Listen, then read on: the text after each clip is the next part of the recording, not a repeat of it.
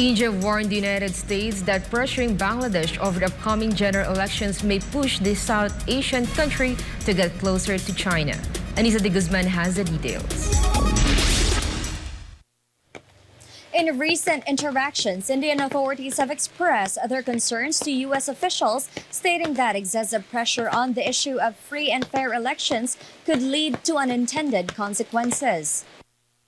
Indian officials made the warning after the U.S. threatened to impose possible visa sanctions against Bangladeshi individuals linked to actions that undermine the electoral process. The Indian also warned that such pressure might inadvertently empower extremist elements and destabilize the region.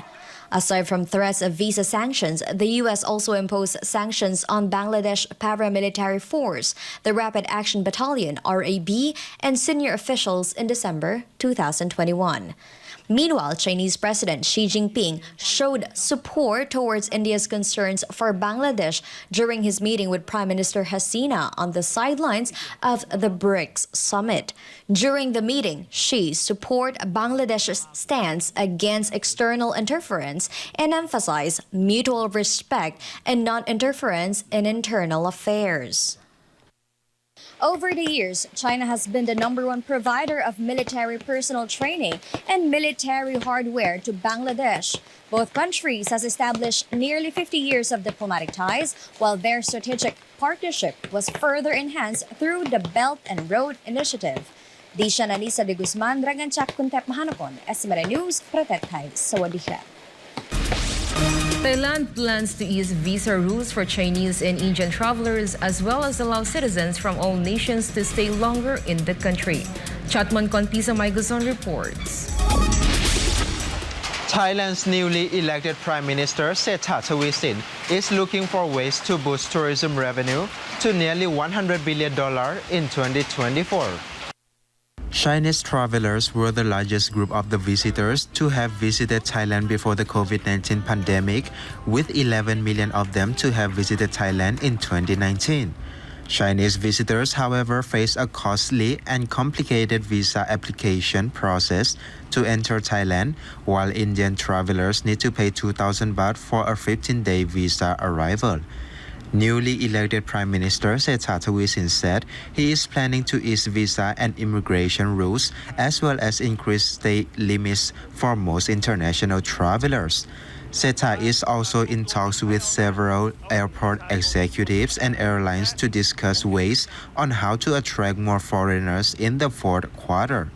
The new government aims to boost tourism revenue from foreign tourists to 3.3 trillion baht. Thai tourism officials previously said they are hoping for 2 million Russian tourists to visit the kingdom next year.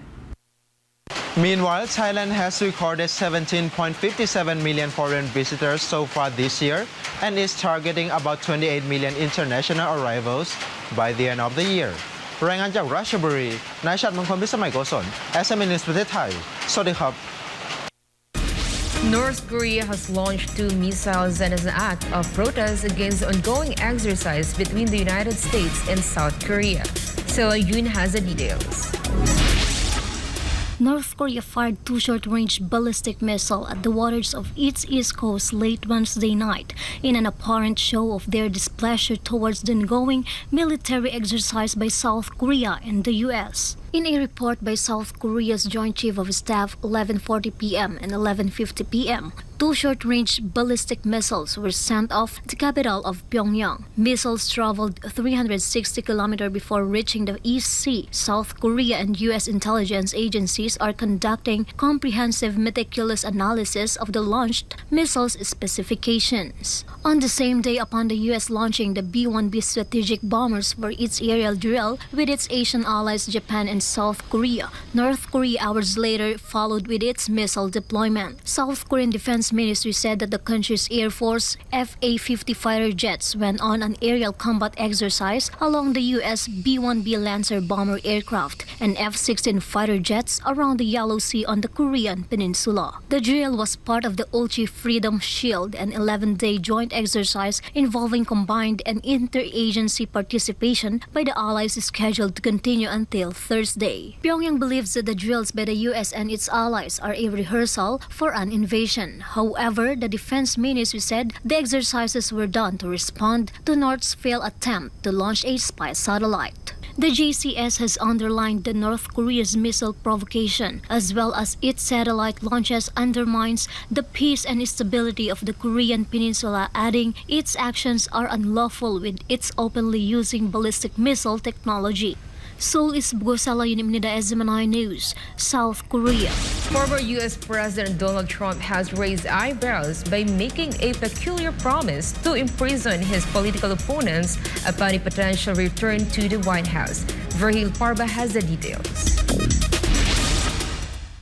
In a recent interview with broadcaster Glenn Beck, former President Donald Trump declared that if he were to return to the presidency, he would have no choice but to lock up his political adversaries, citing a perceived need to respond in the kind of actions taken against him. During the conversation, Beck brought up Trump's campaign trail promise to lock up Hillary Clinton, his opponent in the 2016 elections. Trump, who did not act on the promise during his tenure, suggested that circumstances have now changed. He explained, quote, "The answer is you have no choice because they're doing it to us," end of quote. Trump has previously encouraged the crowd to chant the words "lock her up," targeting his political rival. However, he faces legal challenges, including civil claims by Eugene Carroll, who accused him of sexual assault in the 1990s. Trump, however, said that he never met her. Furthermore, investigations into his business dealings have added to his legal woes. The former president has been impeached twice, indicted 4 times, and confronted 91 charges. Trump claimed that Biden had orchestrated all the indictments against him and that all of them were brought by prosecutors not associated with the White House. It can be noted that Trump faced multiple indictments: 44 by the Justice Department Special Counsel Jack Smith, 34 by the Manhattan District Attorney Alvin Bragg, and 13 by Fani Willis,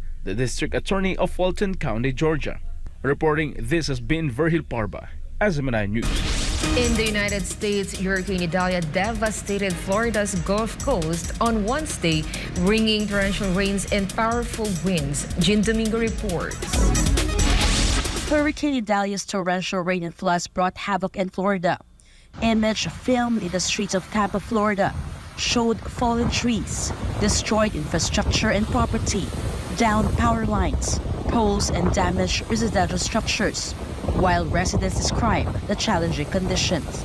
Originally categorized as a monster hurricane, the storm was downgraded to a Category 1 with sustained winds of 75 miles per hour as it pushed inland, with its sights set on the historic city of Savannah. Local reports say at least 2 people died due to Hurricane Idalia, while Tampa Bay experienced water levels exceeding 4.5 feet, surpassing the previous record set by Tropical Storm Ida in 2020. Bayshore Boulevard experienced flooding, but the most devastating inundation occurred along the Alafi River in Riverview, Hillsborough County. Idalia then weakened into a tropical storm as it turned its fury on the southeastern part of Georgia, resulting in flooding that trapped some residents inside their homes, and over 200,000 Floridians face power outages. Reporting for News and World, this has been Jean Domingo, SMNI News.